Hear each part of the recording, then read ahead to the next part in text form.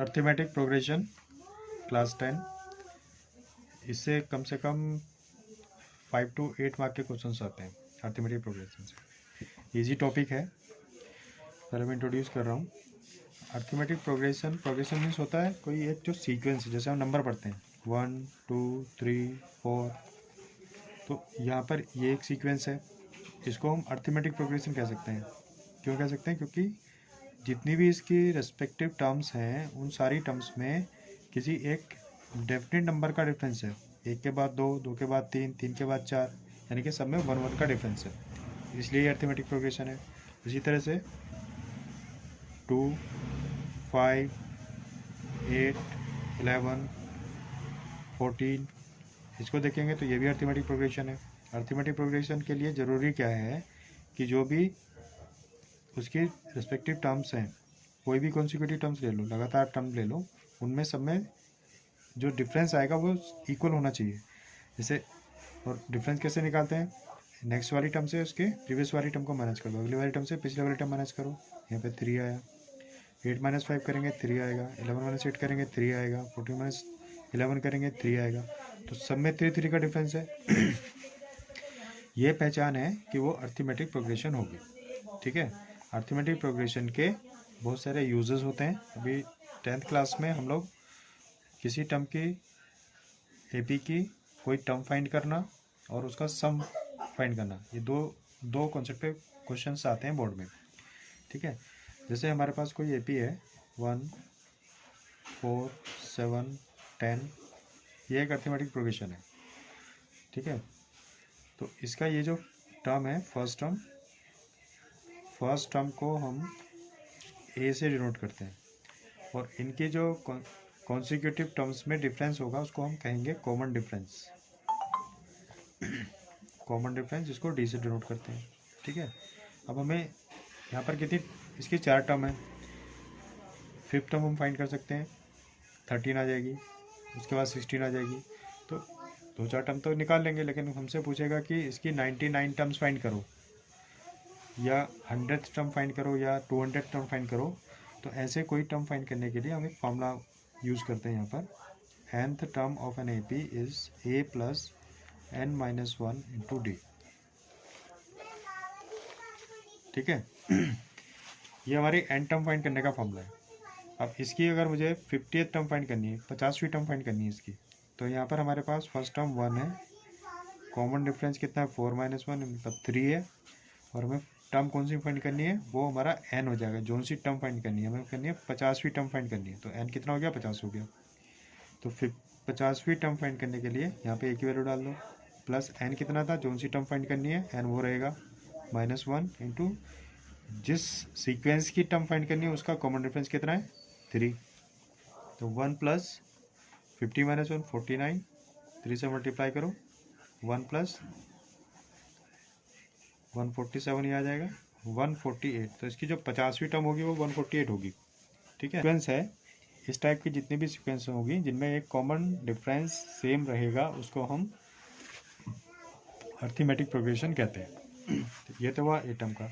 अगर सपोज हमें इसका लास्ट टर्म उसने दे दिया, उसने कहा कि 1 4 7 10 एंड डेस, फिर ये कह रहा है कि इसकी लास्ट टर्म 48 है, तो how many terms of this AP है, तो इस एपी में कितनी टर्म्स होंगी हमें ये निकालना है। तो इस बार हम लास्ट, यहाँ पे जो हमने n वां टर्म निकाला है ना, उसकी जगह l रख देंगे, l मतलब लास्ट टर्म, तो लास्ट टर्म बराबर a + n - 1 × d। यहाँ से हमें क्या पता है, l पता है, a पता है और d पता है, n हमें फाइंड करना है। तो l की वैल्यू डाल दो 148, 1 + n - 1 × 3, 1 इधर ले आओ, 148 - 1 n - 1 × 3, 147 = 3 n - 1 × 3, 3 इधर आ जाएगा डिवाइड में, बराबर n - 1, 3 4 = 12, 3 9 = 27, 49, तो n कितना आ जाएगा 49 + 1 = 50। इस तरह से हम इसकी टोटल टर्म इसके पास कितनी होंगी 50 टर्म दी हुई है, तो हम नंबर ऑफ टर्म फाइंड कर सकते हैं। तो अल्टीमेटली मैथमेटिक्स में क्या होता है कि हमारे पास जो भी फॉर्मूला है तो वो कुछ टर्म्स का एक रिलेशन होता है। जैसे n टर्म का फॉर्मूला जो है वो a + n - 1 × d है। इस वाले टर्म में हमारे पास ये क्या है जो सी भी टर्म हमें फाइंड करनी है, ठीक है।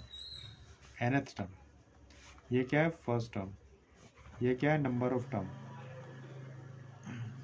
ये क्या है कॉमन डिफरेंस, ठीक है। तो 1 2 3 ये इन 3 टॉपिक का 3 टर्म का रिलेशन है। अब इसमें से वो कोई भी एक छुपा लेगा और बाकी क्या हमें पूछ लेगा। तो उसमें ये कंफ्यूज नहीं होना कि हमें ए दिया हुआ है, एन दिया हुआ है या डी दिया हुआ है, या कोई सा नहीं दिया तो ये वाली टर्म दे देगा, ये पूछ लेगा। इस तरह से हम इसको कोरिलेट कर सकते हैं। इसके बाद में अब हमें एपी की टर्म का सम फाइंड करना है। ये कहता है कि तुम्हारे पास एक एपी है 2 5 8 11 14 और इसके जो है सपोज 50 टर्म है, नंबर ऑफ टर्म्स 50। अब उसने पूछा इसकी 50 टर्म का सम फाइंड करो, तो हमें जो सम फाइंड करना है वो 50 टर्म का सम फाइंड करना है, ठीक है। फर्स्ट टर्म हमें पता है, कॉमन डिफरेंस हमें पता है 5 - 2 3, हमें निकालना है 50 टर्म का सम कितना होगा, यानी कि इसकी जो 50 टर्म को हम ऐड करेंगे तो कितना आएगा। तो उसके लिए फॉर्मूला हम यूज़ करते हैं एस एन बराबर ny2 2a plus n-1 into D, ये फॉर्मूला हम यूज़ करेंगे, ठीक है। अब ये ए पी है, इसकी हमें कितनी टर्म का सम फाइंड करना है 50 टर्म का। तो n कितना हो गया 50.2, 2a कितना है 2, n कितना है 50 -1 और कॉमन डिफरेंस है 3। 50/2 यहाँ से 2 2 जा 4, अभी 2 ऐसे लिख के रखो, ये -1 49 × 3 50/2 2 2 जा 4 प्लस ये कितना आया था 147, 50 × 151 हो जाएगा ये 0.2 से डिवाइड कर दो 25, 25 को 151 से मल्टीप्लाई कर दो तो ये हमारे पास में टोटल सम आ जाएगा इसका, ठीक है। इस तरह से हम सम फाइंड करते हैं। एपी के एन टर्म के सम से हमें क्या पता चला कि जितनी टर्म्स होती हैं उसका यहाँ पर हाफ लेना है हमें। मान लो कि तुम्हें 100 टर्म का सम फाइंड करना है तो क्या करेंगे 100 का हाफ, और ये जो टर्म है ये क्या है, ये इसको ये अगर हम इसको आगे सिंप्लीफाई बराबर ny2 2a plus n-1 into D, ठीक है। इसको हम ऐसे भी तो लिख सकते हैं प्लस n-1 इंटू डी, ठीक है। तो ny2 और हम ये मान लें कि हमारी लास्ट टर्म है a प्लस एल, तो अगर हमें लास्ट टर्म दिया हुआ तब हम ये भी यूज़ कर सकते हैं। अब डायरेक्ट कैसे यूज़ करेंगे, कॉम्पिटिटिव एग्जाम में एपी से रिलेटेड क्वेश्चन आते हैं तो वहाँ पे हम फॉर्मूला अप्लाई करेंगे तो बहुत टाइम लगेगा। तो इसकी हेल्प से अगर करेंगे, जैसे कि तुमसे पूछा जाए find the sum of first 100 या find the sum of number from 1 to 100, 1 से लेकर 100 तक जो गिनतियाँ हैं उनका सम फाइंड करना है, ठीक है। अगर हमें इसका सम फाइंड करना है तो सीधा सा कॉन्सेप्ट उसने इसकी हेल्प से हमें क्या पता चला कि जहाँ तक का सम तुम्हें फाइंड करना है उस नंबर को 2 से डिवाइड करो और जस्ट उसके अगले वाले नंबर से मल्टीप्लाई कर दो, ठीक है। तो हमारे पास सीधा सीधा सम निकल के आ जाएगा।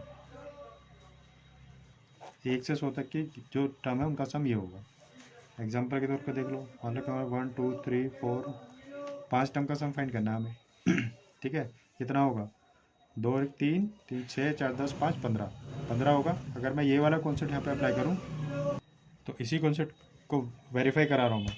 जैसे 1 से 5 तक की जो नंबर है उनका सम निकालोगे तुम तो कितना आएगा 2 3 3 6 6 4 10 और 5 15, इसका सम 15 आएगा। मैं सेम कॉन्सेप्ट अप्लाई कर रहा हूँ। हमने क्या कहा था कि जहाँ तक का सम फाइंड करना है उस नंबर को 2 से डिवाइड करो और उसके जस्ट बाद वाले, उसके ठीक बाद वाले नंबर से मल्टीप्लाई कर दो।